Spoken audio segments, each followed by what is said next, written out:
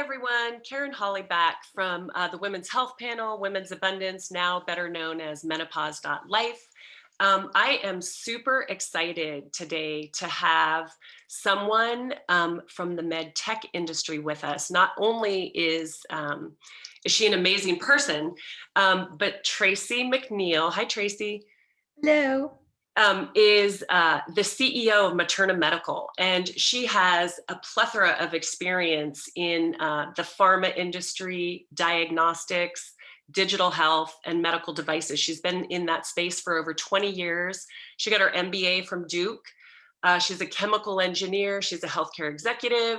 And again, she specializes in medical devices. And so today I was really excited to have her on because, as you know, we've had multiple pelvic health specialists or PT pelvic health specialists on this channel.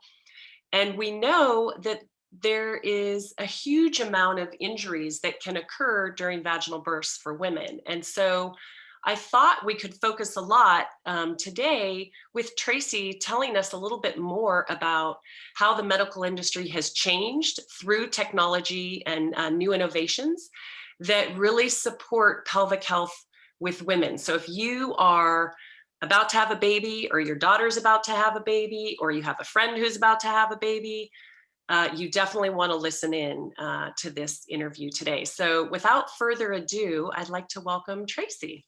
Oh, Karen, thank you so much. It's such a joy to be here. Thank you for having me. Of course, yeah. So Tracy, why don't we start with, how did you get started? What is Materna Medical? What do they do? And how did you go from being a chemical engineer into medical devices? Well, I have 4 teenagers, and they're all, in high school and going into college, and they're all concerned about what to major in and what's going to happen. And I just tell them what I'll tell you, which is that, just start and things will happen. Say yes when people ask you to do projects. That's mostly the answer.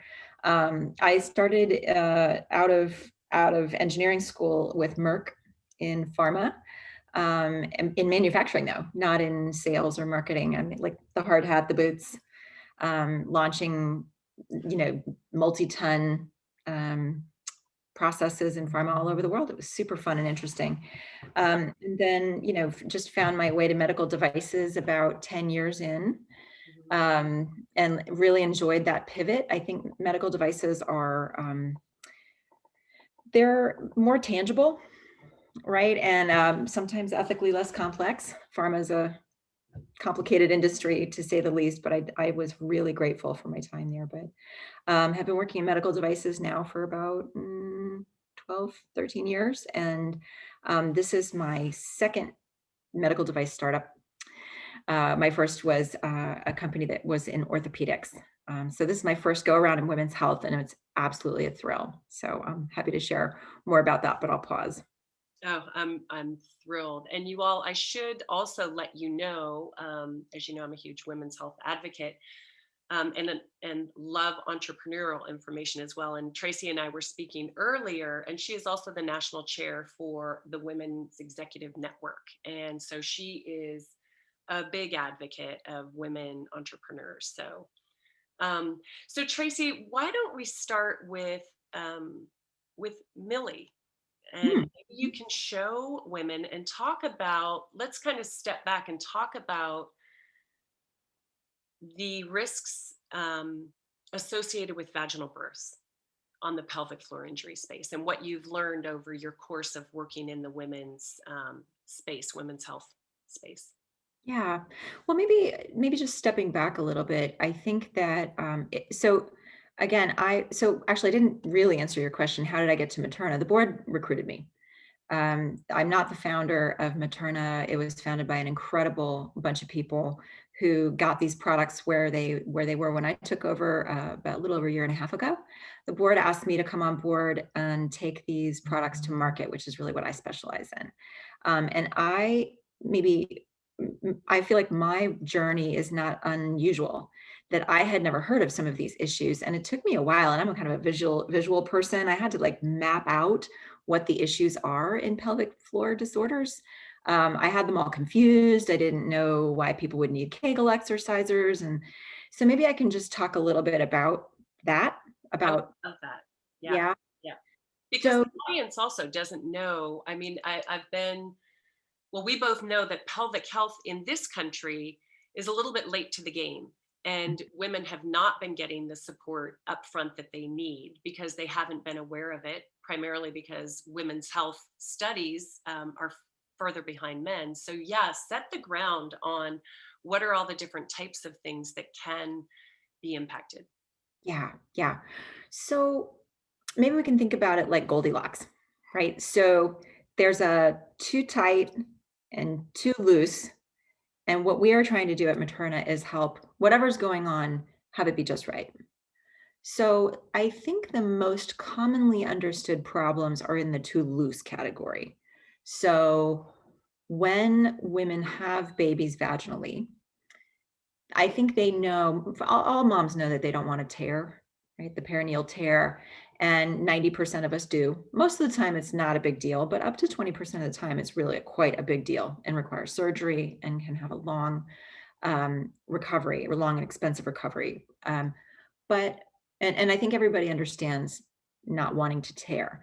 What I don't think women realize as commonly is that the pelvic floor is almost like a seat belt where your organs go through them. There's like these muscles that hold all your organs in place. And then as the baby goes through the birth canal, those muscles can separate from the bone. And actually I can show with an ultrasound. I'm going to share my screen just briefly because sometimes it's just easier to show it than to describe it. Amazing. So this, can you see my screen? Yes. So these are ultrasounds of the same patient before and after childbirth. So this is the bone here, and this is the muscle that we are trying to protect. And here you can see after she's given birth, she's been injured. That muscle has come separated from the bone. And here you can see the urethra doesn't have the support that it needs, and the organs are falling out of place. This is what incontinence and prolapse looks like measured quantitatively. Hmm. And so that seat belt of muscles is something that I don't think most women really think about before they're giving birth. They know they don't want to tear, but they don't know about this thing. And I'm often asked, why didn't my doctor tell me? Right. So up to 25% of the time in the year postpartum, women will experience incontinence. Sometimes they can get better with physical therapy, but the numbers are closer to 50% by the time we're 55. 50% of women will have these injuries by the time we're 55. And we're 9 times more likely to have these injuries if we've given birth vaginally. So, what I think a lot of folks think about in terms of, I'll stop sharing. What I think a lot of folks think about in terms of pelvic floor stuff is that it's like it's too loose. That there are a lot of technologies trying to help with that. One of the questions I had coming to this from orthopedics was like, well, why don't we just stitch it back up? I mean, there's a rotator cuff surgery where you stitch the thing back to the bone. I mean, if sever your Achilles tendon, they can stitch it back together. Why can't we stitch this back together? And what I learned is that you need to immobilize that kind of tissue if you're going to let it heal. So, you'll put your shoulder in a sling for 6 weeks. You Hmm. put your foot in a boot, but you can't do that with your pelvic floor.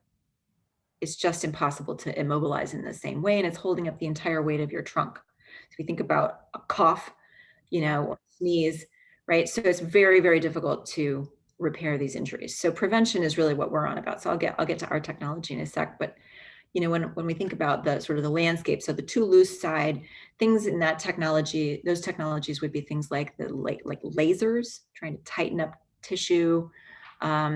It would be Kegel exercisers, and it would be pelvic mesh surgeries, things Hmm. that kind of make things tighter. And actually, we're none of those things. We're trying to prevent those injuries to begin with. So I can talk more about that in a sec. But the other, I think, much less understood part of the pelvic floor landscape is where it's too tight, and it's an incredibly common condition.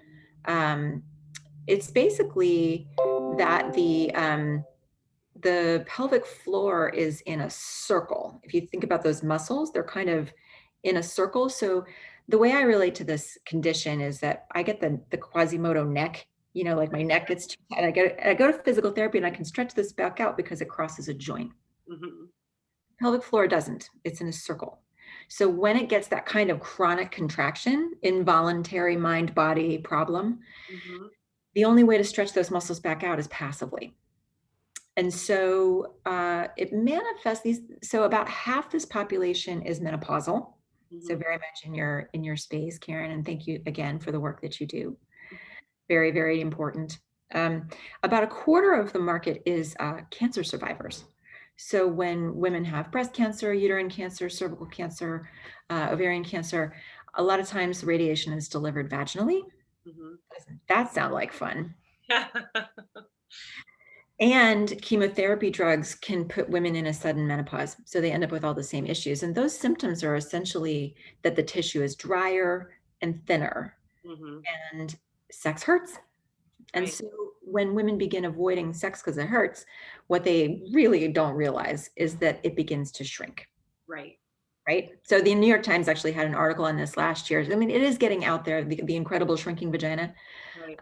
It's got this a variety of names. It can be vaginismus or vulvodynia or GPPPD. Anyway, a Right. lot of names that women do not relate to at all. Right. Well, and Um, it's so interesting, Tracy, because I mean, I know for a fact when I was forced into surgical menopause, it does get tighter. And actually, I had a reaction where half of that circular set of muscles just stayed tight because it hadn't recovered from the trauma of the surgery of having everything taken away. And exactly. so I had to have massage, like you said, passive massage to try and like slowly help the pelvic floor muscles ease up. Yep. And then we also interviewed Dr. Sherry Ross, who you may know. Yeah, she's great. Yeah, and we showed the audience the dilators that she has created for Shiology, and just the size differentials, and just the smallest one was the size of my pinky, and I wish I had remembered to bring them here, but I know you're going to show your products or the devices as well. But women, it's hard to believe. I think a lot of women find it hard to believe that that hole could become as small as your pinky finger or as small as your thumb finger just because of lack of use. I've seen photos of women where it's completely closed up. Yeah. Older patients where just surgically needs to be opened back up again. It can be the size of a pencil. It really does. It is a use it or lose it part of our bodies. Right. So keeping it healthy, and it's difficult because women don't talk about it. And a lot of OBGYNs aren't trained, especially in menopause, these things. And so if women, and I think girls from a really young age are taught not to talk about anything down there, right? It doesn't even have a polite name. Right. They say down there. Well, that's our job, right? That's why we're doing these That's interviews why we're doing this. is to and and I'm so grateful that companies like yours and others that are doing and creating these devices to help prevent on the vaginal birth side and then also be available on the menopause side or even like you said cancer recovery side because the more we get the word out there, if one person has a friend and they tell a friend and they tell a friend, Mhm. then we'll start to change women's health. Exactly right. Yep. So yeah, so maybe I can share my screen again. We're talking about the too tight. Right. Um, the standard of care you mentioned, let me know if can you see this? Yep. Yeah, the standard of care is these uh, what we call static dilators. Mhm. I guess as a med tech engineer, I have to say I was pretty surprised when I saw this, Mhm. that this is the standard of care for women who have pain and anxiety on penetration. Mhm. That the therapy is essentially to jam different sizes in. Mhm. And what we find is that women deeply dislike these products. Right, right. Um, they take, our scientific advisory board, and I would say that that puts us apart from a lot of the some of the other companies in women's health. There's a lot of consumer products out there. I think that it's it's incredibly important work to get the products to women, however you can get them to them. Mhm. But I think that the lack of clinical data has been a real problem for patients and their clinicians, right? So what Milli is, just to say what it's a very simple device. This is what Milli looks like. She's very petite.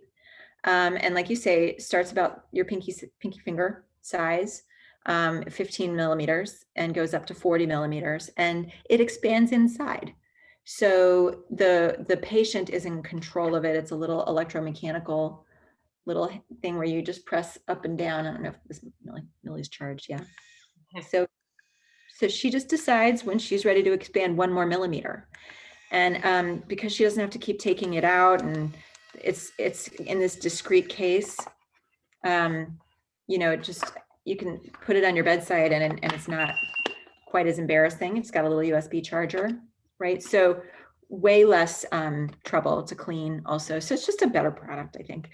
And women who've used both, we've got the only published clinical data on dilators in this space, and I'd love to share those results if I could. I would love you to. And while you're pulling those up, I mean, so everyone, the big difference of what you saw on the left, and that was similar to what Dr. Sherry showed, Dr. Ross showed, um, is that the Milli is patient controlled, right? So the woman can be like, oh, okay, I feel like I can, that's not painful. I'm going to stretch a little more today, or I'm going to stretch even a little more today, instead of having to take them in and out and go, oh, yep, that doesn't feel too tight, right? So it's Right. one Oh, and product. Milli vibrates, which Oh, was interesting because as a medical device company, our board was like, "Well, I don't know, should we have it vibrate? I mean, maybe we don't want to be perceived as a sex toy."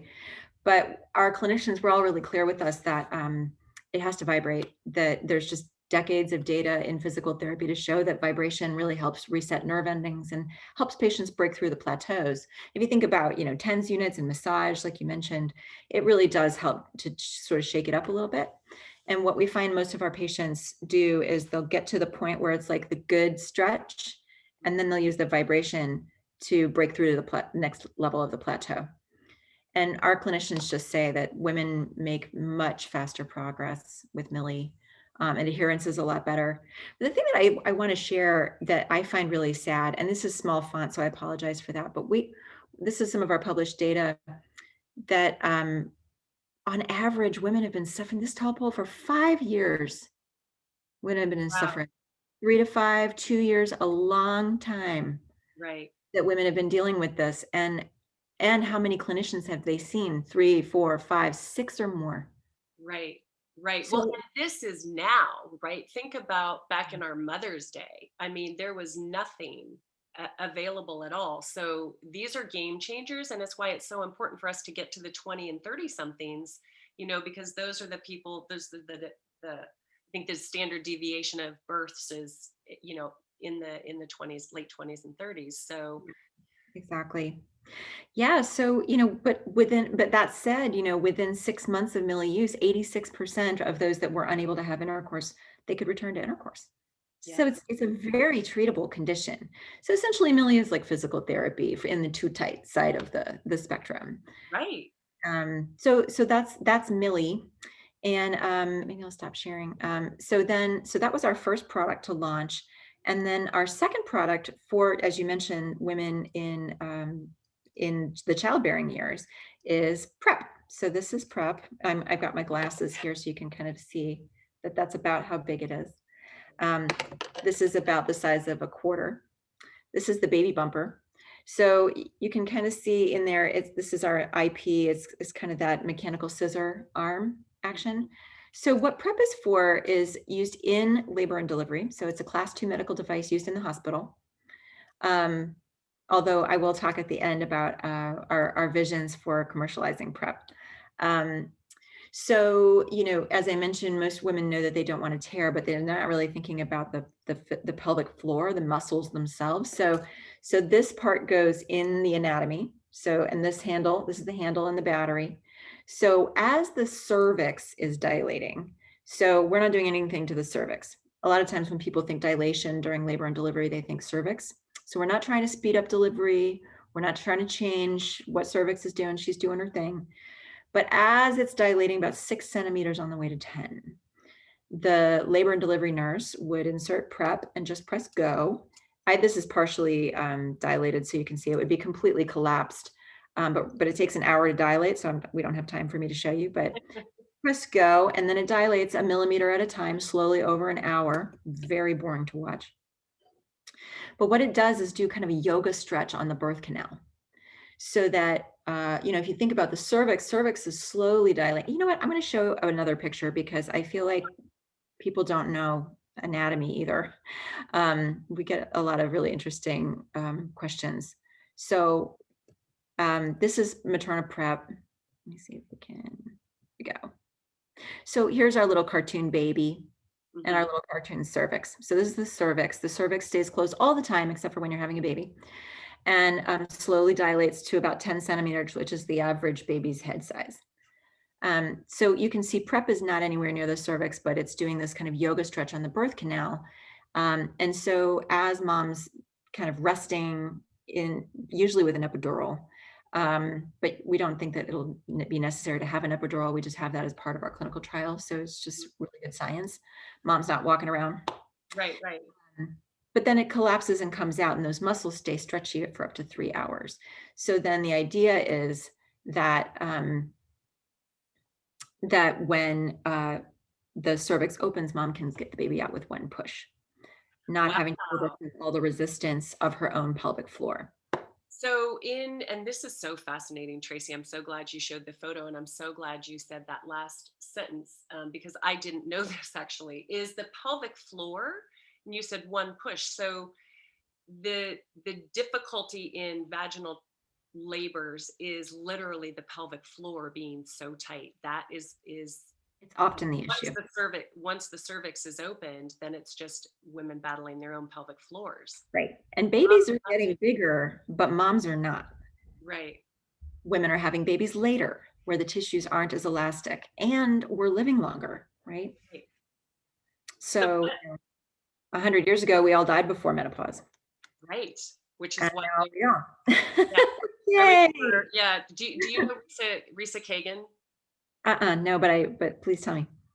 I remember she spoke at one of the first women's health panels, and she was talking about exactly that and saying, we didn't have these issues in the past because women didn't live that long, and now, there is a huge market and a huge, hopefully more and more educators getting out there for, the 50 plus, the 47 plus, so that they can become aware of all of this, because we are living longer, and we want to be able to promote women having healthy, happy sex until their 70s or 80s. There's no Absolutely. reason why they shouldn't be. Right. So, my goodness, well, do you want to share some of the prep pilot data? Is that what Yeah, you wanted to talk about? absolutely. Because, so just to be clear, you audience, that product is not yet available, right? But Not it's on the that's market. profound. Are you guys the only ones in that space right now?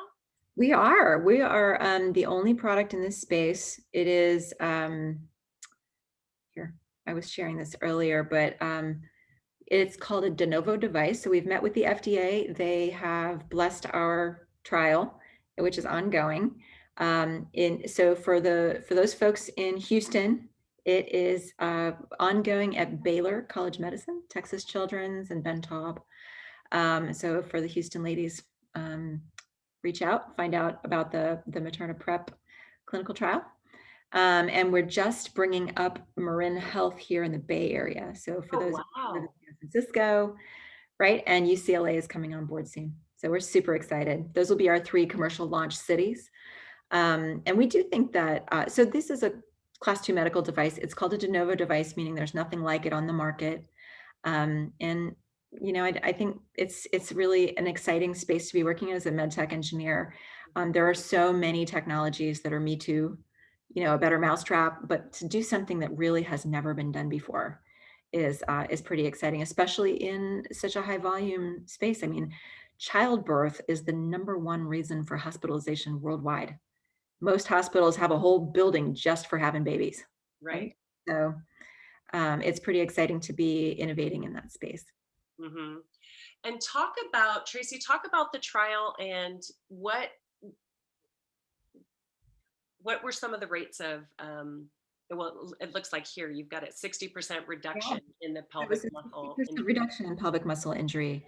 And when we think about, so it's what we call in medtech a surrogate endpoint, right? People don't think about their pelvic muscles, right? What they think about is incontinence and prolapse, right? So in the US alone, women spend $12 billion a year on incontinence.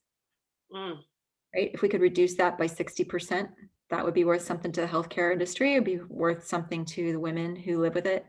The stories, so I have a lot of esteemed colleagues working in the incontinence space. So working on technologies to try to help women who've already been injured. Um, and the stories that they tell me are it's just devastating.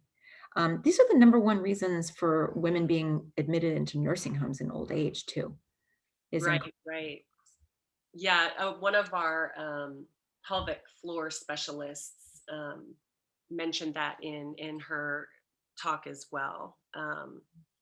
Yeah, I was looking at your study that you gave me, and just to give the audience a couple of statistics, it says women who deliver vaginally, which you already talked about, are 5.5 times more likely to suffer from prolapse, vaginal organ prolapse, and 2.9 times more likely to have stress urinary incontinence than women who deliver with cesarean.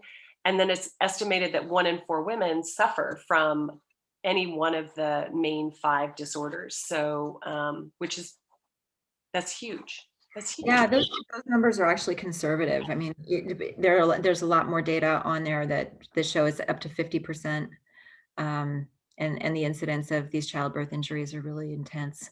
Mhm. Yeah, it's a huge problem. And when we talk to, so we're a venture-backed company. When we talk to investors, um, I never get asked, "Is this really a thing?" Like people know this is a thing. Right. The challenge is that there's been so little innovation in obstetrics. Just so little innovation. Funny story, when I was working in orthopedics, no one ever asked me this question, but they do ask me now sometimes, who are we to interfere with Mother Nature? Oh, interesting. I just think it's so interesting. It's such a funny sort of societal blind spot, where we think about. I guess people think childbirth is this sort of mysterious thing and I was a non-interventionist mom. So when I had my kids, I did not want anybody to tell me how to do it. And I didn't want an epidural, and I didn't want any of those things. And so I'm very sympathetic with that perspective. And we see the prep technology as an empowerment, Right. not a intervention, right? Well, Giving mom a little bit more of a chance to try to have her own baby without hurting herself. yeah. See, I look at it the same way. I'm all about natural, homeopathic, taking, being as much Mother Nature as you want, but also giving women a choice. And I probably have friends on both sides, that have a doula and have a doula massaging the pelvic floor, prior to their childbirth. And then Mhm. I have other women that are like, heck no, give me an epidural. I don't care. I want no pain. But those are the women that, you wouldn't want them to tear because they can't feel their body in the natural space saying, wait, wait, wait. So I love the empowerment piece. And I think for me personally, that's the beauty of med tech. I am, I introduced you to Taylor Sittler, right? The CEO of Yeah. the Cusp. He's a big med tech guy. He himself is a big technology person. And I just love the space. And I think in this day and age, we've got to take advantage of if there are opportunities to give people choices that can help them. Yep. Because this is injury prevention, right? It's You like have to saying, have I mean, data. I'm wearing a back brace right now because I've been in pain the last week, but I was like, I'm going to put this on to support my back during this interview so I'm in less pain. But that's my choice. I don't have to wear it. Right. So, Right. But yeah. it really needs data. And I think that that's where there's been, I gave a keynote a couple of times this year, about the cycle of innovation in women's health and the ways that the cycle of innovation just in med tech, right? It involves patients talking to their doctors about what's not working. This doesn't feel good, doc, can we fix it? That's a problem in women's health. Women don't talk to their doctors as much as they should about the things that aren't working for them. And so doctors don't know Mhm, that, I mean, so there's a lot of published data on the lack of communication. It's a very don't ask, don't tell kind of space. mhm. And then doctors need clinical data. I mean, ideally, you say, Doc, this doesn't feel good. And they say, oh, well, I just saw this data published on this new technology that can be helpful. And in women's health, so little gets funded. there's not that many women engineers and entrepreneurs. There's not that many women investors, only 93% of investors are men. Oh, geez. Right. So a lot of this is just, there's a lot of work to do. But we need women talking to their doctors. We need women in STEM. We need women investors. So there's some really great early stage funds that you can get involved in for pretty low entry amounts that'll teach you how to invest. We need women. The women have been coached to give their money away, not to invest it. And we need them to be investors. Oh, I So that's love that. I'm great. going to have you come back and talk about your entrepreneurial life and how you have kind of pioneered in that space, because I'm sure there's a lot of people out there that would want to hear that side of your story because it's important, right? Yeah, money talks, right? We need women to be in the investor decision making seats. Hmm. Yes, Oh we my do. gosh, I already have a friend I'm going to call after this now. I'm going to share this interview with her directly. Um, well, Tracy, thank you so much. Do you have any parting words that you want to give? I mean, obviously you just gave incredible advice, which is if women don't talk to their doctors, that's the number one problem. We need women to speak up, and say what's not working and what's working, right? Is there any other advice that you want to give people about? Yeah, I mean, I think it's related to the thesis here, which is to talk to your doctors about what's going on. But talk to your friends, don't I guess the thing that breaks my heart more than anything is how often our patients think they're the only ones, that they think they have something weird and fringy and unusual, and they don't. They're really normal. Milli's market size is the same as erectile dysfunction. We think it might even be bigger. So it's not, and here we have like baseball players on TV talking about their ED, right? Women need to claim that space too. It's not, you're not alone. It's not fringy. It's not weird. And we need to normalize the conversation so that we can get on with our lives and not suffer. Right.